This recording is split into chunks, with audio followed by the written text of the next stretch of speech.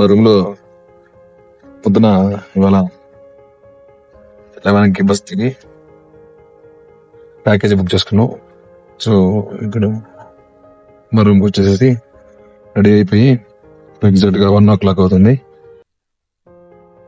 హిడింబా దేవి టెంపుల్కి వెళ్తున్నాం. ఇక్కడ నుంచి 20 minutes పడుతుంది. ఈ హిడింబాదేవి అంటే ఎవరంటే భీముడికి భార్య అండి. ఇప్పుడు ఆ టెంపుల్కి వెళ్ళి ఆ టెంపుల్లో అక్కడ అమ్మవారిని దర్శనం చేసుకొని ఆ పక్కనే ఉన్న ఘటోత్కచుడిది ఆయుధాలు పెట్టి పూజ చేసేటువంటి పవిత్రమైనటువంటి చెట్టు ఉంటుందన్నమాట. సో ఆ చెట్టును కూడా మేము దర్శనం చేసుకొని ఇంకా రిటర్న్లో మనాలి సాంప్రదాయమైన దుస్తులు ఉంటే నా భార్యకు కూడా వేయించి కాస్త మనం ఆ డ్రెస్లో చూసుకొని చూడముచ్చటగా అనిపించింది. 2 ఫోటోలు తీసుకొని ఇంకా అక్కడ నుంచి మళ్ళీ రిటర్న్ బయలుదేరుతుంటే దారిలో మాకు మనాలికి స్పెషల్గా ఉండేటువంటి జంతువు యాక్ మీద కూర్చొని 2 ఫోటోలు దిగి ఒక చిన్న రైడ్ చేశాము. 100 రూపాయలు తీసుకున్నాడు వాడు.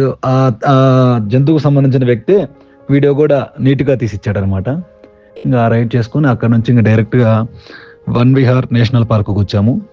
ఈ పార్కులో అంత గొప్పగా చెప్పుకోవడానికి అయితే ఏమీ లేదు, జస్ట్ పిల్లలు కాసేపు ఆడుకోవడానికి బాగుంటుంది అంత తప్ప దాంట్లో మనం ప్రత్యేకంగా దాంట్లో చూడాల్సిందంటూ ఏమీ లేదు, అంత మామూలుగానే ఉంది.